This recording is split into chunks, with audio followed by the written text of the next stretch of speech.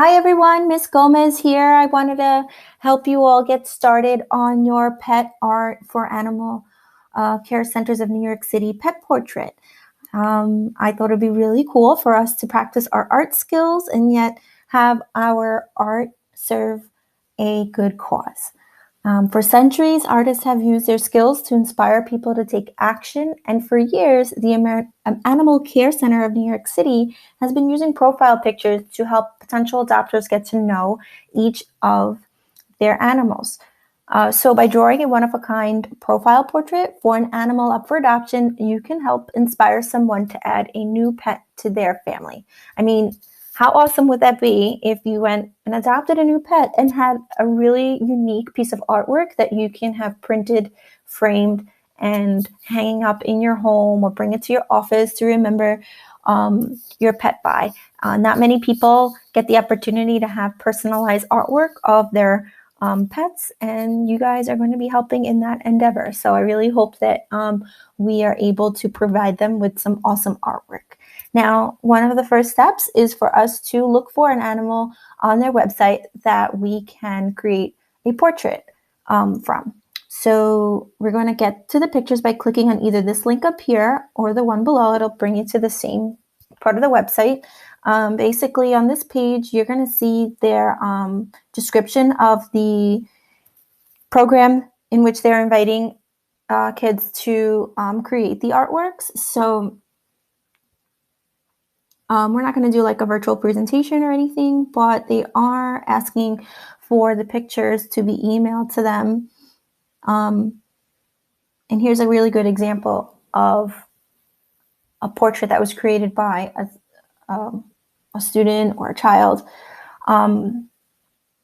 based on one of the animals that they had up for adoption recently. And I really love how this piece of artwork captures the personality and the features and the look of the cat.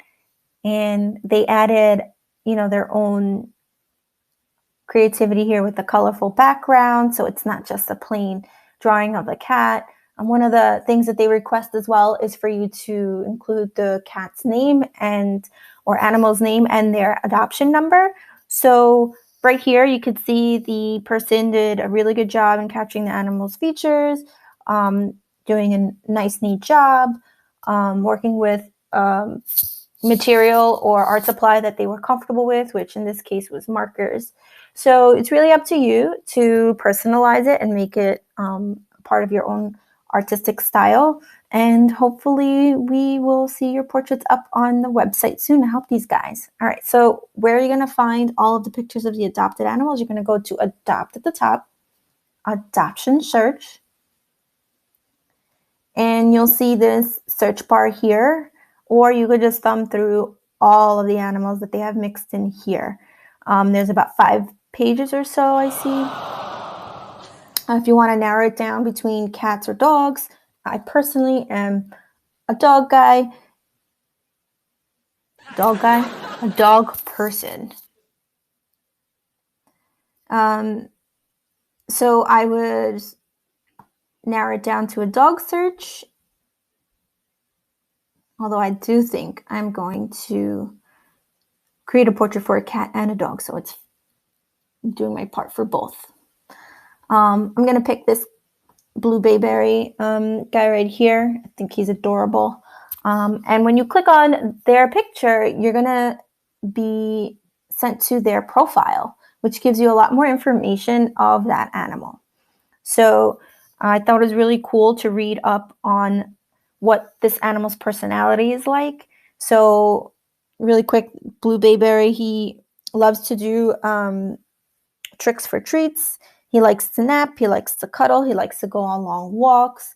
And you can also see a video of the animal that they took there. So I think it's really cool that they're able to share so much about the animal. Really gives you a sense of what the animal is like. And you could probably pick out something interesting and personal about the animal and maybe include that in your artwork. And over here, if you click on the picture, you can see that there are multiple photos of that same animal, and you can choose which one you like better to draw from. I'm going to personally go back to the first one. I thought that was a really good close-up of their face. Okay, so once you've decided on their picture, you're going to double click, or if you're using a trackpad with the 2 fingers, you're going to tap on the trackpad. I like to save the image or copy and paste it onto a Google Doc. That way I can crop it and print it to help me with my drawing. Some of you might prefer to just draw from your computer screen or your phone. That's up to you. I know not a lot of you have access to a printer. So this is just an extra step, but you can totally get the idea of what I think is helpful in setting up your drawing or your drawing process. So once your Google Doc is up, you're going to paste it.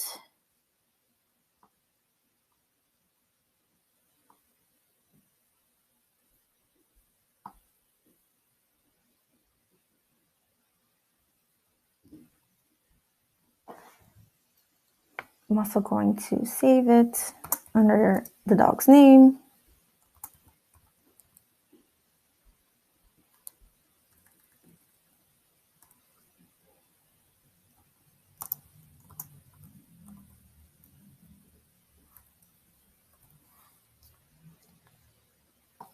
All right, so instead of just printing it, that tiny, tiny picture, I'm going to want to expand it, but I'm also going to want to crop it. This is going to help me avoid, any distractions when I draw. I'm going to focus in on the part of the animal that I want in my portrait. And I know for sure I want to do a more vertical style art. You can do horizontal if that works better for your drawing. But I'm going to stick with the vertical format for this. So I'm going to narrow in a little closer to the face so it's more like a smaller shape version of a regular piece of copy paper. And then I'm going to expand or enlarge the picture. So when I print it for my demonstration, you guys could see a little bit better what I'm talking about. All right, so there is Blue Bayberry on a sheet of paper. I'm going to print it and come back to you guys with the actual